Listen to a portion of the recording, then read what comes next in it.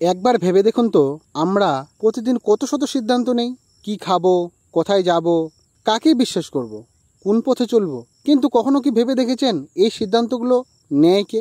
আপনি না আপনার ব্রেন? আসুন আজকে আমরা জানি এই বিষয় সম্পর্কে। How does the brain really make decision? Number 1, সিদ্ধান্তের শুরু।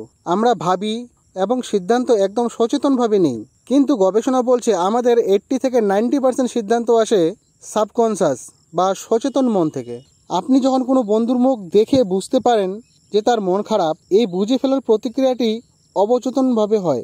আমাদের মস্তিষ্ক চটজলদি তথ্য বিশ্লেষণ করে নেয়, যা আমরা অনুভবই করি না। নাম্বার 2, অ্যামিগডালা বনাম প্রিফ্রন্টাল কর্টেক্স। মস্তিষ্কের দুটি গুরুত্বপূর্ণ অংশ আমাদের সিদ্ধান্তের বড় ভূমিকা রাখে। প্রথমটি হলো অ্যামিগডালা, যা ভয়, রাগ, ভালোবাসার মতো আবেগ নিয়ন্ত্রণ করে। সিদ্ধান্ত যখন আবেগপ্রবণ হয় তখন এটি সক্রিয় হয়ে ওঠে। আর দ্বিতীয়ত হলো প্রিফ্রন্টাল কর্টেক্স, যা যুক্তি, পরিকল্পনা, ভবিষ্যৎ ভাবনা সব কিছু এটি সামলায়।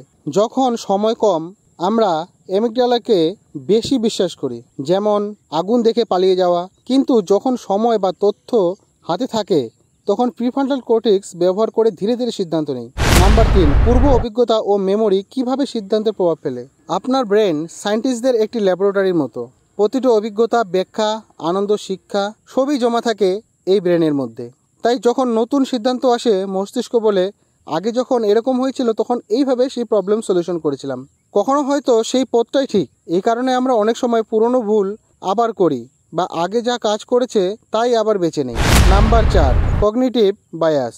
আমাদের চিন্তার ফাঁদ। আমরা সকলকে কিছু না কিছু বায়াস বা মানসিক প্রবণতাতে আটকে থাকি, যা সঠিক সিদ্ধান্ত নিতে বাধা দেয়। কনফার্মেশন বায়াস, আমরা যেটা বিশ্বাস করি সেটাই প্রমাণ করার জন্য যুক্তি খুঁজি। আর লস ভেরিয়েশন, কিছু হারানো ভয় আমাদের বুঝে নিতে বাধা দেয় এবং প্রথম শোনা তথ্যতেই আমরা সিদ্ধান্ত নিতে চাই। এইসব ফাঁদ থেকে বের না হতে পারলে আমাদের সিদ্ধান্ত ভুল দিকে যেতে পারে। নাম্বার 5, সিদ্ধান্ত ও আবেগ। হার্ট বনাম ব্রেন দ্বন্দ্ব। মন যা চায় ব্রেন তা মানে না।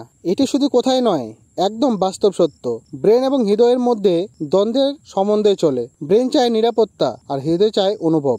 ধরা যাক আপনি চাকরি ছেড়ে দিয়ে কোনো ব্যবসা শুরু করতে চান। ব্রেন বলবে ঝুঁকি, টাকা নেই, কিন্তু হৃদয় বলবে এটাই তো স্বপ্ন।